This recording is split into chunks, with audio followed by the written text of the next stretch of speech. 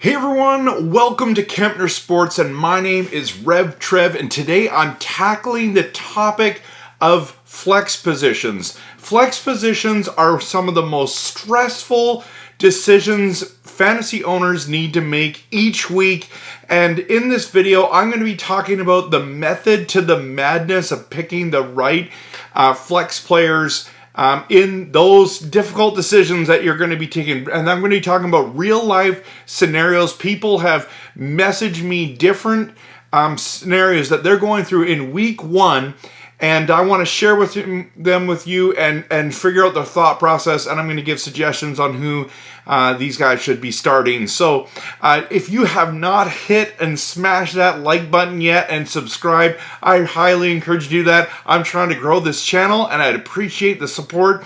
Also, know that this is an important topic because I want to help you to compete and to contend and win a championship. And by winning that flex spot, it gives you a better chance to win each week and to compete and to contend and then ultimately win that championship that you're desperately wanting to do. So when it comes to the flex position, it's all about this one big word, and it's called trust.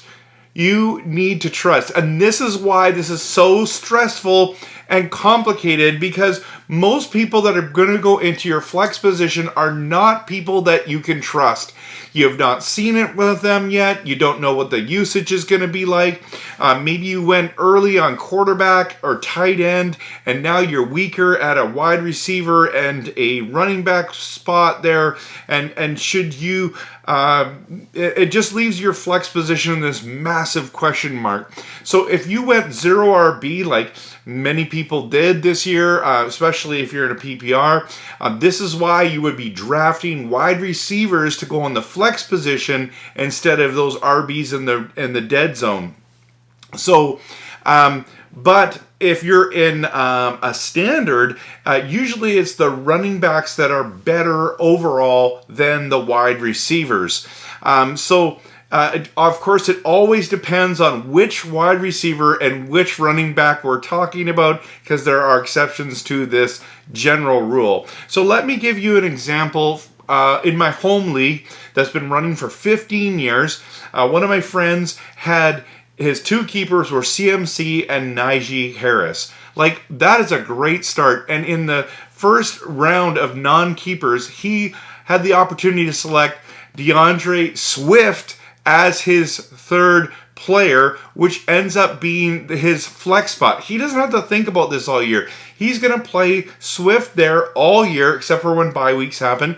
And if you think about it, like, he doesn't have to think about it. And this is why I'm so mad in that league that I made a mistake in my first turn of picks at the end, because I won last year. I had Jefferson and Kupp as my keepers, and all the running backs went before me. And so instead of picking A.J. Brown, who could have just went right into that flex spot, I could have had not been thinking about it all season, I went with A.J. Dillon, my boy A.J. Dillon, and picked him around early because I was so worried about running back. But I wish, hindsight 2020, I would have picked A.J. Brown instead. Now, we have some decisions that we need to make every week. Like, I need to make every week in the show. And this is where it gets crazy stressful for the flex position. Do I start Juju in that spot because I have Kupp and Jefferson there? Or do I pick Bateman there? Or do I put Damian Pierce or Ramondre Stevenson or J.K. Dobbins? Like, this is like, which one each week do you pick? It's like, I don't know. It's so confusing. It's so stressful, right?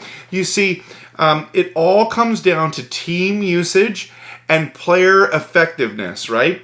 But what happens if two of those players are used by their teams and are correctly and are fantasy productive? Which one do I start? This is where the conundrum happens. So there are also two other factors that I think are super, super important when it comes to thinking about the flex. Speaking of flex, if you have flex questions, put it in the comments and I'd be happy to help you with those stressful flex positions. Okay, the two most important pieces to this when it comes to after usage and effectiveness is the matchups. Who are they playing? Are they at home? Are they on the road? Are they playing against a great defense? Are they not? Are they? And then the other one is primetime games. Are they playing on Monday night or Sunday night? Or they get the game of the week or Thursday night football? Sometimes those players rise to the occasion and outproduce their projected weekly rankings or weekly scores because of those opportunities. They're excited, they're pumped, families watching, got lots of people there, all that kind of stuff. So those are two things. So let's put this all to a test. I've got 3 scenarios, and we're going to, a number of people have given me their real life flex positions for week 1, okay?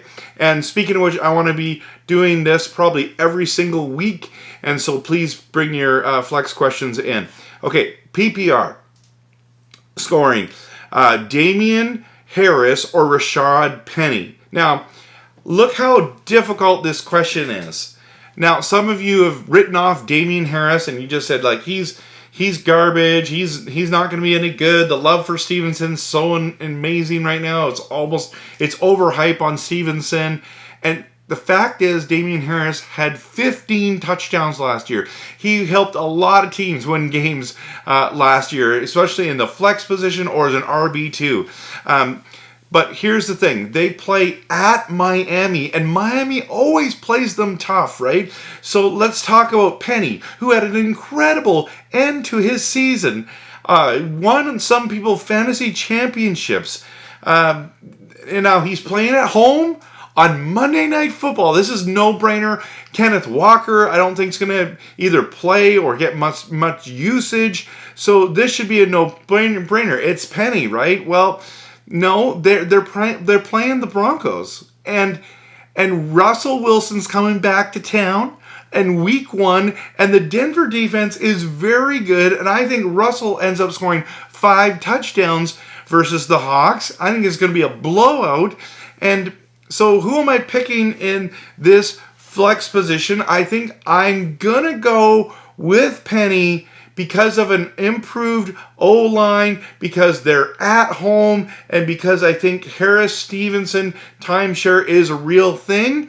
I can see Harris scoring 1 or 2 touchdowns, so that scares me. This is a tough call, but I'm just going slightly with Penny but I mean, again, this is tough. This is tough. Next PPR one is Thielen or Metcalf or Cordell Patterson.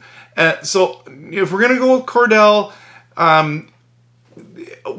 he was so great last year. He could pass, get the passes. He rushed well, all that kind of stuff. But the reports coming out of Atlanta is that they're going to change his usage this year. And so who knows what's going to happen. I actually don't trust his situation more than the other guy. So he's out. Cordell, you're out. I'm sorry. So it's down to Metcalf and Thielen. Now, both of them are productive, special wide receivers. We know that Metcalf is playing on Monday night against the Broncos, and Thielen is playing at home against the Green Bay Packers. Now, both have lots to play for. Let's continue to this deep dive. If you're the Broncos, you're going to be putting your best cornerbacks on Metcalf, right? Because you're going to double team Metcalf. He's an elite talent.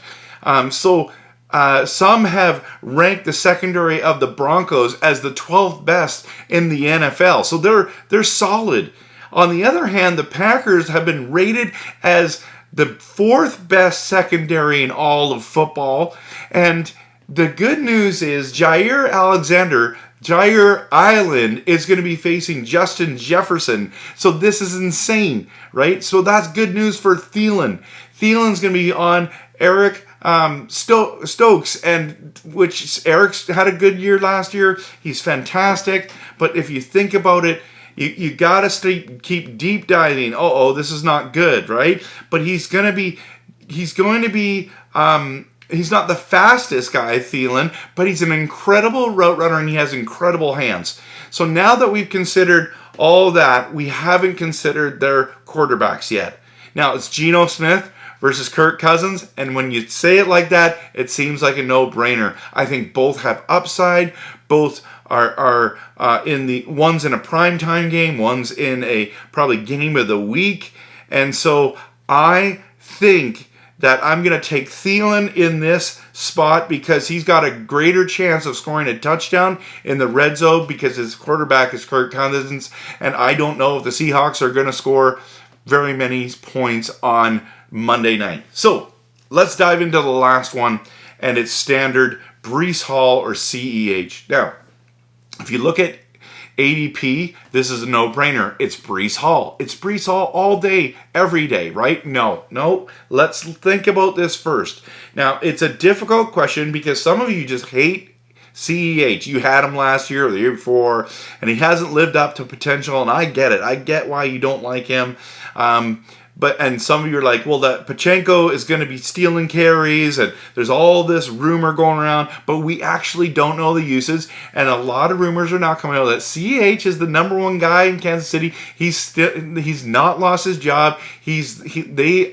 Mahomes trusts him, okay? But Breece Hall has the upside. He's the rookie sensation. He's the guy that everyone's hoping for. You're hoping that he's going to be the next breakout player. Here's the problem, okay? He hasn't done it yet. Is he going to be magical, or is he gonna need some more time to develop and get used to the NHL? So when you look at the matchup, both are not playing in primetime games, and both are playing against tough defenses. So CEH is against the Arizona Cardinals, and with the Cardinals defense that ranked 26th in yards per carry last year. 26, that's terrible, right? And then Breece Hall is at home, but against the Ravens. And the Ravens gave up 84.5 rushing yards per game in 2021. That was the lowest total in the league. So I want to go Breece Hall here, but I'm going with CEH, and the reason why is because of the defense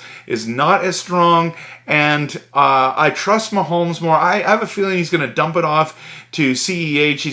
He's gonna work some of his skill sets and get into a passing touchdown. I'm just going with them. So this is why you got to deep dive into flex options. You need help.